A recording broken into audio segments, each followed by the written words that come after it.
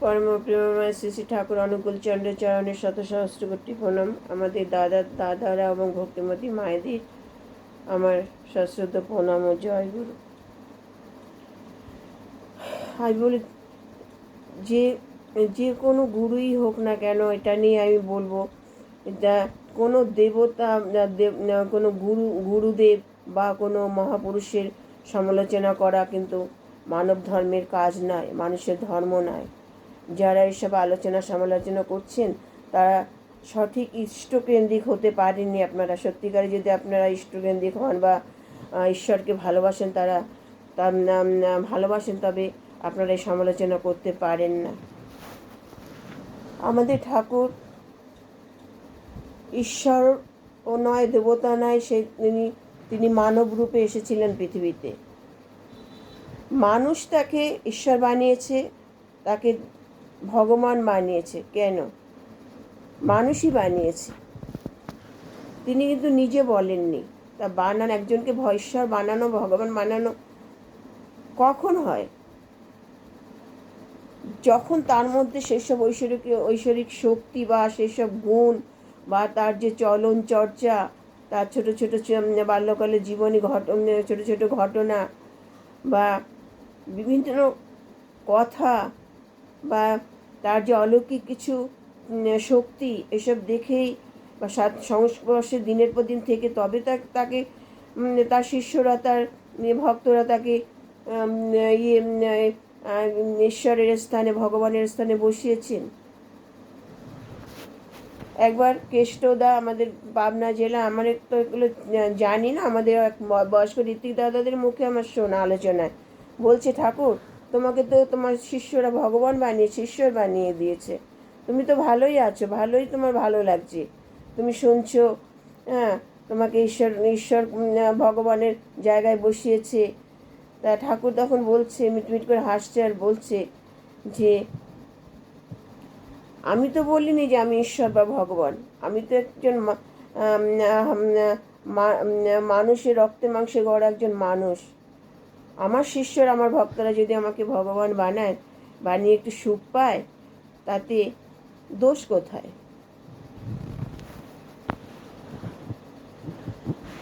তাই তাকে ঈশ্বর বা ভগবানের জায়গায় কিন্তু এমনি বসাননি। তিনি সেই সমস্ত কাজ করে গেছেন। পাবনা জেলায় যতদিন ছিলেন, তিনি প্রায় অর্ধেকটা বাল্য জীবন, তারপরে যৌবন সমস্ত কিন্তু পাবনা জেলায় কাটিয়ে বার্ধক্য যখন পড়েছে, তখন কিন্তু আমাদের ভারতবর্ষে এসেছেন বিহার, ঝাড়খণ্ডে। শুনেছি তিনি হাওয়া বদল করতে এসেছিলেন 1946 সালে। তাহলে অনেক মনীষীরা বা অনেক নেতা বা অনেক ক্ষমতাশালী মানুষরা অনেক সংস্কার করে গেছেন সমাজের জন্য। সেই প্রথম থেকে শুনে আসছি, বিদ্যাসাগর, রামমোহন রায়, হ্যাঁ, তারপরে রবীন্দ্রনাথ ঠাকুর, বিধানচন্দ্র রায়, হ্যাঁ, অনেক দয়ানন্দ সরস্বতী, অনেক সংস্কারমূলক কাজ তারা করে গেছে, সমাজে অনেক উন্নতি তারা করেছেন। বিধবা বিবাহ চালু করেছেন, সতীদাহ প্রথা বন্ধ করেছেন, নারীর শিক্ষা প্রচলন করেছেন বিদ্যাসাগর।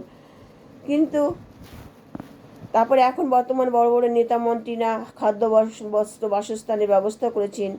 কিন্তু দেখা যাচ্ছে যে সঠিক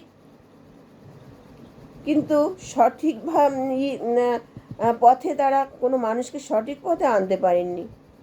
মানুষ তৈরি হয়নি, কিন্তু মানুষ কিন্তু সেই যে একটা মানুষ কাকে বলে, মান হুঁশ বা একটা মানুষের যে বৈশিষ্ট্য থাকে, তবে তাকে মানুষ বলে, সে মানুষ কিন্তু তৈরি হয়নি। তাই আমাদের ঠাকুরও আন্দোলন করে গেছেন, সংস্কার করে গেছেন, সেটা হচ্ছে মানুষ সংস্কার আন্দোলন।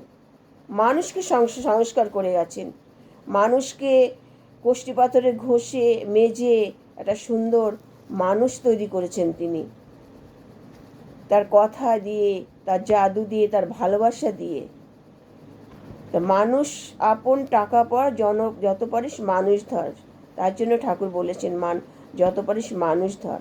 মানুষ ধর মানে মানুষকে পথে আর, মানুষের ঘরে যা, দাঁড়ে দাঁড়ে চলে যা। তারা যে উচ্ছৃঙ্খল জীবনযাপন করছে, তারা যে ব্যভিচারে মত্ত হয়ে আছে, হ্যাঁ, সেগুলোতে তাদেরকে বাঁচা, তাদের সৎপথে নিয়ে আয়, ঘরে ঘরে ধর্ম প্রচার কর, দীক্ষা দিয়ে মানুষকে সঠিক পথে আন, সুন্দর একটা সংসার জীবন তাদের উপহার দিতে বলেছেন। ঠাকুর নিজে করে গেছেন, তার শিষ্যদের দিয়ে করিয়ে গেছেন ঋত্বিক দাদা দিদি। তাই তিনি ভালো ভালো শিক্ষিত বুদ্ধিজীবীদের দীক্ষা দিয়ে তার শিষ্য বানিয়ে তাদেরকে ঘরে ঘরে তিনি পাঠিয়েছেন দীক্ষা দানের জন্য। আজ সারা রাজ্যে, সারা ভারতবর্ষে, সারা রাজ্যে, সারা দেশে ঠাকুরের দীক্ষিত মানুষ, সারা পৃথিবীতেও ঠাকুরের দীক্ষিত মানুষ ঠাকুরের দীক্ষা নিয়েছেন। কেন নিয়েছেন তারা? প্রত্যেকে, এমন জায়গা নেই বা ভারতবর্ষে এমন কোনো রাজ্য নেই সেখানে কেন্দ্র মন্দির তৈরি হয়নি। লক্ষ লক্ষ মানুষ ঠাকুরের দীক্ষা নিয়েছে। কেন নিয়েছে? সবাই কি বোকা? ডাক্তার, ব্যারিস্টার, উকিল, দেশ নেতা, সবাই কি, তাদের কি কোনো নেই, জ্ঞান নেই? আপনারা সমালোচনা করে কি করবেন? তারা তার বই পড়েছে, তার নিজে হস্তলিখিত বই পড়েছে, বই পড়ে তারা জেনেছে তিনি কে, তিনি সাধারণ মানুষ নন। তারা বুঝতে পেরেছে তার যে নিজ হস্তে লিখিত সত্যানুসরণ, সেটা যদি আপনি পড়েন তাহলে আপনার জীবনের সমস্ত সমাধান সেখানে পেয়ে যাবেন। মেয়েদের জন্য নারী নীতি বই লিখে গেছেন, যাতে মেয়েরা সুন্দর সংসার জীবন করতে পারে, কিভাবে কাকে শ্রদ্ধা করবে, কিভাবে শ্বশুরকে শ্রদ্ধা করবে, কিভাবে মানুষের সাথে কথা বলবে, কী রকম আচরণ করবে, সদাচর, কিভাবে তাদের চালচলন, সমস্ত কিছু নারী নীতি বইতে লেখা আছে। আরও ঠাকুর 8টি বলছেন, মেয়েদের 8টি বৈশিষ্ট্যের কথা বলে গেছেন, যে সেবা, ধর্ম, সাহায্য, সংরক্ষণ, প্রেরণা, সুপ্রজনন। হ্যাঁ, এইগুলো, এই 8টি বৈশিষ্ট্য যদি কোনো মেয়ের মধ্যে থাকে তাহলে সেই মেয়ে, সেই ঘরের যে স্ত্রী, সে ভালো হতে বাধ্য।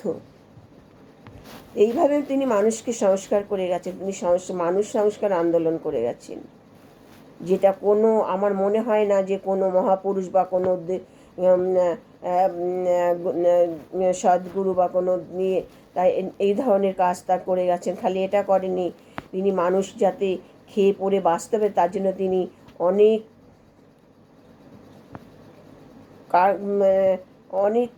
কারখানা, অনেক কুটির শিল্প, ছোট ছোট প্রতিষ্ঠান তিনি গড়ে গেছেন, যেখানে মানুষ কাজ করে খেতে পারে, রুজি রোজগার করে সংসার চালাতে পারে। তার আশ্রমে হাজার হাজার পরিবার বাস করে। তার দেওঘর আশ্রমে পাবনায় হাজার হাজার পরিবার বাস করে। তারা সেখানেই সারা জীবন কাটিয়ে দিয়েছেন। দেওঘরে এমন সব ঋত্বিক দাদারা আছে, তাদের বার্ধক্যটা ওখানেই তারা ওই তীর্থভূমিতে তারা কাটিয়ে দিচ্ছেন। তার সংসার ছেড়ে ওখানে গিয়ে আশ্রয় নেয়। তার প্রত্যেকের আলাদা আলাদা ঘর আছে সেখানে। একটা তীর্থভূমি, প্রত্যেকের আলাদা ঘর দেওয়া হয়েছে, বছরের পর বছর সেখানে তারা বসবাস করছেন। হাজার হাজার ডাক্তার সেখানে আছে। যখন উৎসব হয় তখন কত ডাক্তার বিনামূল্যে মানুষের চিকিৎসা করেন। সমস্ত ডাক্তাররা পৌঁছে যান ওখানে। ঠাকুরের যদি ক্ষমতা না থাকে, ঠাকুরের যদি সেই না থাকতো, তাহলে মানুষ তার কাছে এত হাজার হাজার লক্ষ লক্ষ মানুষ কেন তার সংস্পর্শে গেছে, তার দীক্ষা নিয়েছে, তারা এখনও তাকে অনুকরণ করে চলছে, তার যে বাণীগুলো তারা অনুশীলন করছে। তারা যে বাণীগুলো লিখে গেছে, এক একটা বাণী মানে পড়লে সেটা আপনারা বুঝতে পারবেন যে তিনি কত বাণী দিয়ে গেছেন মানুষের জন্য।